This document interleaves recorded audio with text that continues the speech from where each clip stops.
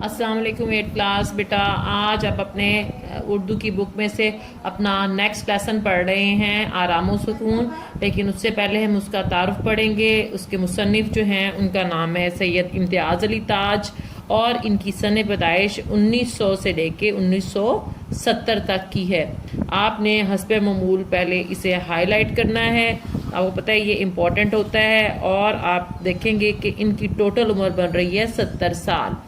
तो आपने इस चीज़ को एज अ MCQ भी लर्न करना होता है, और आपको पता है कि एज अ शॉर्ट क्वेश्चन भी जो 2 नंबर के होते हैं आपके पेपर में ये आ जाता है। हम शुरू करते हैं। तारुफ सैयद इम्तियाज़ अली ताज लाहौर। अब ये लाहौर के लफ्ज़ को भी हाईलाइट कर लें।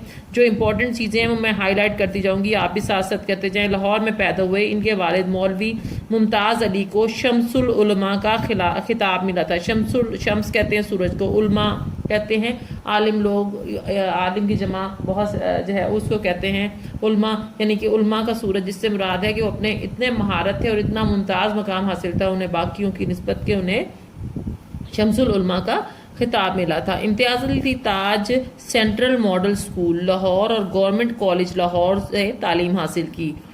ये आपके लिए इम्पोर्टेंट हैं, इनके जो नेम्स हैं स्कूल के और कॉलेज का आपको याद होना चाहिए। अपने ज़माना तालिब इल्मी में मुनफरिद अंग्रेज़ी ड्रामों के तराजिम करके स्टेज पर पेश किए। 1932 1932 आप इस ऊपर जो है वो अपनी मैथ वाली काउंटिंग में भी लिख सकते हैं ताकि आपको याद रहे, क्योंकि बच्चे अक्सर कंफ्यूज हो जाते हैं उर्दू की जो काउंटिंग है उसमें। वैसे आपको ये आनी चाहिए। मैं मशहूर ज़बाना ड्रामा अनारकली लिखा। इसके मज़ाहिया स्केच चचा छक्कन के नाम से। ये देखें, ये चचा छक्कन का लफ्ज़ इंपॉर्टेंट है, आपसे पूछ सकते हैं कि उन्होंने ड्रामा कौन सा लिखा था और मज़ाहिया किरदार का नाम क्या था, के नाम से शाया हुए और बहुत मकबूल हुए। रिसाला तहजीब निस्वा और फूल के मुदीर रहे। ये बच्चों का रिसाला था, फूल जिसे वो लिखते थे। मुदीर कहते हैं एडिटर को, यानी कि जो मुंतजिम होते हैं, उनका सारा जो तरतीब देते हैं पूरे रिसाले को, उसे मुदीर कहते हैं। रेडियो प्रोग्राम पाकिस्तान हमारा है शुरू किया। ये देखें, ये भी इम्पोर्टेंट है कि उन्होंने रेडियो पाकिस्तान पे कौन सा अहम प्रोग्राम शुरू किया। अच्छा जी, और रेडियो के लिए दर्जनों ड्रामे और फीचर लिखे। बहुत सी फिल्मी कहानियां भी इनकी तहरीर करदा हैं। वो मजलिस तरक्की उर्दू अदब लाहौर के सेक्रेटरी भी रहे। अप्रैल 1970, ये आपने सन हमेशा इंपॉर्टेंट होते हैं, आपने डेट्स को याद रखना होता है। में इनको किसी नामालूम शख्स ने कत्ल कर दिया। ये MCQ है, बहुत इंपॉर्टेंट। आप इसको हाईलाइट करने सारे को कि और लिख लीजिए कि ये MCQ होता है, अक्सर बुक आया हुआ होता है पेपर में कि कब और किसने इनको कत्ल किया।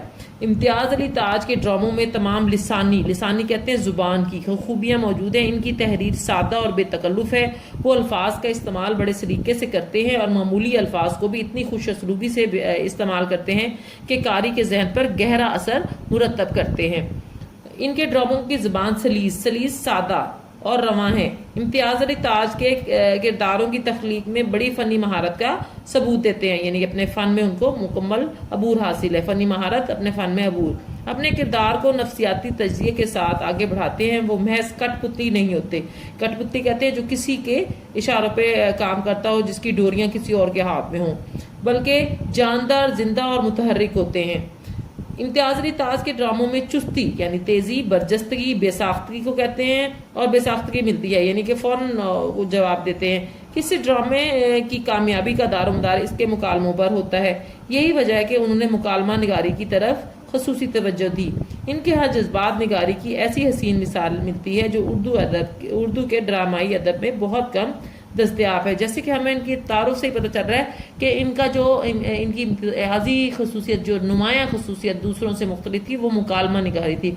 और आप देखेंगे जो हम इनका लेसन अब पढ़ेंगे उसमें भी उन्होंने मुकालमा निगारी ही की है। यानी ड्रामा निगारी उनकी जो है खसूसियत थी, और ड्रामा जो है वो मुकालमों का मजमूआ होता है, मुख्तलिफ यानी मुकालमे का मजमूआ होता है मुख्तलिफ अफराद के दरमियान।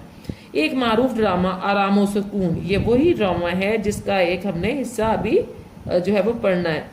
इसकी वाज़ेह मिसाल है, इनके मिजाज में कोई तकल्लुफ़ नज़र नहीं आता। बस उन्होंने मामूल के वाक़यात और किरदारों को सीधे साधे मुकालमों से मिजाह पैदा किया है।